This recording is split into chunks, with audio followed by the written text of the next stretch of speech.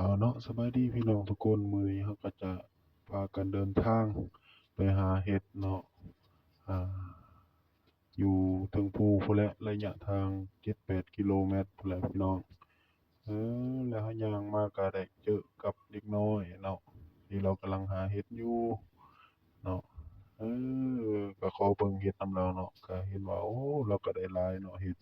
โอ้ได้เห็ดเพาะหนังเนาะพี่น้องเออแล้วก็ได้ย่างต่ออีกเนาะ ก็เห็นว่ามีเด็กน้อยอีก2 คนเนาะเราก็กำลังเก็บเห็ดเช่นเดียวกันเนาะพี่น้องโอ้เนาะเห็ดก็หลายเนาะมื้อนี้ฝนก็ตกก็การหาเห็ดก็สะดวกสบายเนาะมื้อนี้คนก็เลยไปหาหลายเนาะเนาะแล้วต่อไปเราก็ได้เห็นเห็ดปวกเนาะจำนวนหนึ่งเนาะโอ้เห็ดปวกก็เริ่มเปื่อยแล้วเนาะโอ้มันก็ดนแล้วเนาะก็เป็นตาเสียดายเนาะพี่น้องได้เจอหมู่แรกเนาะ แล้วต่อมาเขาก็ไปต่ออีกเนาะนี่เนาะนายพราน2 คนเนาะพี่น้องนี่เขาก็จะมาเจอโอ้เห็ดละโงกเนาะเห็ดละโงกเหลืองเนาะพี่น้องโอ้ยังจุ่มๆอยู่พี่น้องนี่ก็เนาะนี่ก็นายพรานของเราโอ้นี่นายพรานผู้ที่2พาพวกเขาไปหาเห็ดเนาะพี่น้องบัดนี้เขาก็ไปต่ออีกเนาะเออเลาะมาก็เห็นเห็ดอีกโอ้ เห็ดละโงกอีกเนาะพี่น้องเห็ดละโงกเหลืองเนาะ2-3 ดอกเนาะเอ้ยแล้วต่อมาอีกโอ้ก็เห็นเห็ดละโงกอีกพู้นน่ะผู้สาวอันนี้เห็นเห็ดละโงกอีกพี่น้องพู้น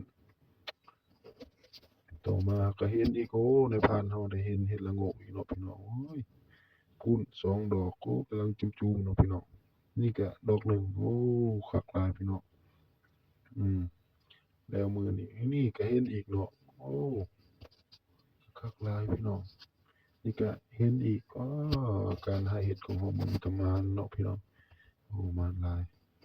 แล้วย่างมาก็ได้เห็นเนาะเห็ดโพอพายอีกเนาะดีเนาะพี่น้องเห็ดโพอพายก็จะเป็นแบบนี้เนาะมันก็จะเป็นใหญ่ๆเนาะสีขาวๆเนาะเดินไปเราก็เห็นโลดว่าเห็ดโพอพายเนาะพี่น้องพี่น้องอ่าได้อีกนี่ก็เห็ดเพาะพายเนาะพี่น้อง มื้อนี้ก็เฮ็ดพอพายก็ได้หลายเติบเลยพี่น้องอืมโอ้พุ่นเฮ็ดพอพายมีแต่หน่วยใหญ่ๆพี่น้องเอ้ยมีแต่ดอกใหญ่ๆพี่น้องนี่ก็เฮ็ดพอพายเนาะพี่น้อง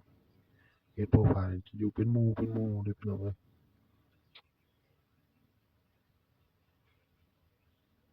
นี่ก็หลายดอกเติบเลยพี่น้อง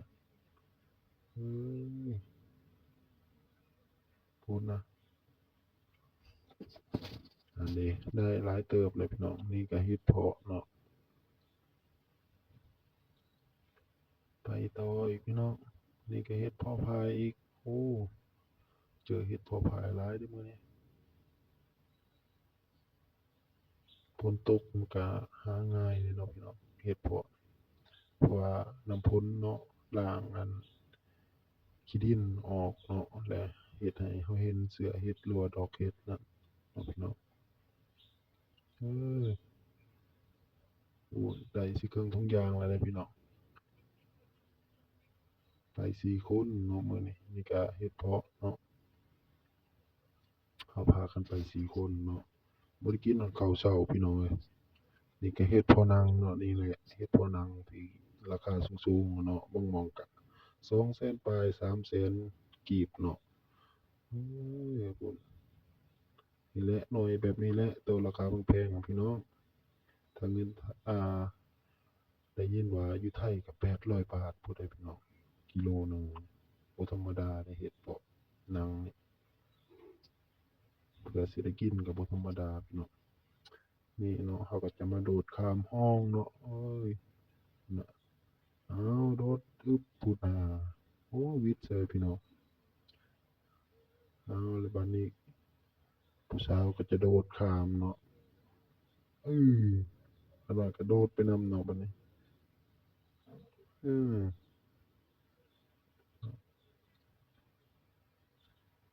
เ เราก็ย่างเลาะหาอีกเนาะเลาะจนเจอพุ่นแหละเนาะพี่น้องไปเรื่อยๆพี่น้องเอ้ยแล้วแต่ในพรานสองคนสิพาไปเนาะพี่น้องเออนี่เราก็มาเจออีกแล้วนี่เรามาเจอเห็ดปวกเนาะเห็ดปวกเน่าซ้ำเนาะพี่น้องเข้าไปบ่ทันเนาะพี่น้องเนาะถ้าไปอัน2 มื้อหลังหั้นเนาะก็สิทันอยู่เนาะแต่ว่ามื้อนี้มันเน่าแล้วมันบานแล้วเนาะนี่ก็เห็ดเพาะอีกเห็ดเพาะนางเลยนี่พี่น้อง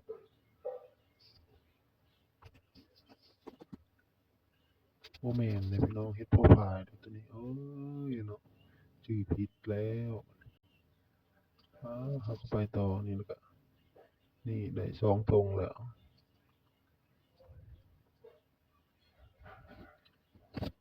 ย่างไปต่อพี่น้องนี่ก็เฮ็ดละโงกอีกโอ้ยเนาะเจออีกแล้วนี่นะมีแต่ดอกงามๆพี่น้องเอ้ยอู้ดอกบักใหญ่เนาะพี่น้องดอกกำลังจุ่มๆก็มีพี่น้องเอ้ยช่วงนี้ก็มันออกบ่หลายเนาะหาจนเมื่อยเพื่อสิเห็นเนาะดอกหนึ่ง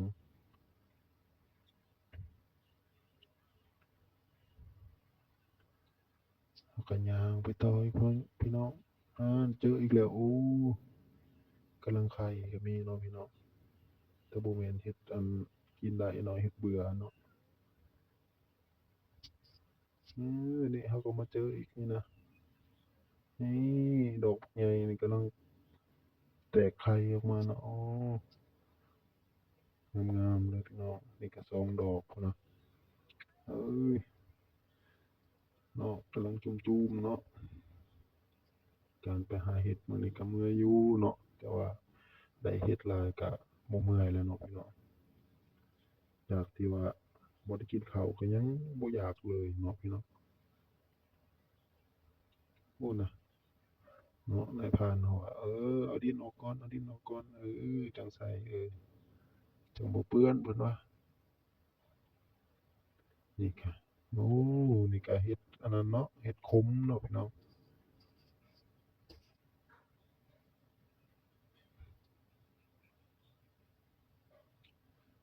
เนาะเขาก็ไปต่ออีกเนาะพี่น้องนี่เนาะเขาก็มาเจออีกอันนี้ก็คือเห็ดป่งเนาะเรียกว่าเห็ดหอมเนาะพี่น้องก็แซ่บเด้พี่น้องเฮ็ดอันนี้ก็นี่ก็บ่อนที่เขามาทำลายระเบิดเนาะแล้วก็ไปต่ออีกในพรานเฮาไปต่อว่ะแถวนี้แหละว่าหลายเพิ่นว่าเราก็เลยไปต่ออีกพี่น้องฝนก็ใกล้สิตกแล้วจักสิเป็นจั่งใดอีกย่างไปอีกพู้นในพรานเขาก็ย่างไวอีหลีพู้นน่ะตึบๆๆๆๆๆไปโอ้ยก็ย่างบ่อยากทันแล้วเมื่อยแล้วเนาะพี่น้องย่าง7-8 กิโลพู้นบ่ได้กินข้าวเช้าอีกโอ้ยย่างอีกพู้นน่ะผู้สาวก็ได้เฮ็ดตั้ง2 ธงเด้อพี่น้องพู้นเพิ่นให้เบิ่งโอ้ยว่าดีใจเลยได้เฮ็ดพู้นเพิ่นว่าพู้น เนาะไปต่อเนาะเขาก็มาเจอเฮ็ดอีกเอ้ยเพิ่นว่าอันเด้อันเด้เฮ็ดเพิ่นว่าพุ่นกระดอกหนึ่งเอ้ยนะดอกตัวนี้บานเลยเนาะพี่น้องเอ้ยพูนว่าเจออีกแล้วป๊า2 ดอกพูนนะมีกำลังจุ่มๆเนาะพี่น้องเพิ่นว่างามอีหลีเพิ่นว่าใหญ่อีกเพิ่นว่าโอ้บ่ธรรมดาแล้วเพิ่นว่าใหญ่อีหลีใหญ่อีหลีหั้นก็กำลังไข่เนาะเมื่อกี้นี้มันกำลังไข่กำลังเป็นไข่อยู่เนาะอันนี้เพิ่นให้เบิ่ง เนาะเห็ดละโงกกำลังไข่เนาะตอนนั้นกำลังเป็นไข่อยู่เนาะเพิ่นว่าพาวได้ฝนสิตกแล้วได้บัดนี้เราก็ไปต่อนี่ก็มาเจอเห็ดปลวกเน่าอีกเนาะมาก็เจอแต่เห็ดปลวกเน่าเนาะเห็ดหลายอยู่แต่บางหม้องก็บ่ได้ถ่ายเอาเนาะมีแต่เห็ดปลวกเน่าในพานเราว่าเลาะอีก อันนี้เจออีกแล้วเนาะเพิ่นเจอเฮ็ดหยังอันนั้นอันนี้ก็บ่รู้จักเนาะว่าเฮ็ดหยังแต่เพิ่นว่ากินได้เฮ็ดอันนี้กินได้เอามือเอาเนาะไปเราก็ไปต่ออีกเนาะพี่น้องเพิ่นว่านี่ก็เฮ็ดเพาะหนังเนาะโอ้เราก็ย่างขึ้นภูพุ่นเด้อพี่น้องบ่อนนี้เราก็ได้ย่างขึ้นภูเพื่อสิฮอดเทิงภูเนาะโอ้ว่าเมื่อยสูงก็สูงเนาะข้าวก็บ่ได้กินเมื่อยเด้เพิ่นว่าอืมนี่เราก็เลาะตามตีนภูเนาะอันนี้เราก็กลับแล้วเนาะเรากลับมาเถียงนาแล้วบัดนี้เราก็หานำแล้วก็ย่างกลับมานำเนาะพี่น้องนี่เพิ่นว่าโอ้บ่ได้ข้อยหิวข้าวแล้วเพิ่นว่าผู้อ้วนๆนั่นเพิ่นว่าโอ้ยหิวข้าวแล้วเพิ่นว่ามื้อเพิ่นว่าเอ้ยพุ่นก็ย่างเมื่อเนาะพี่น้องใกล้สิฮอดบ่อนพักแล้ว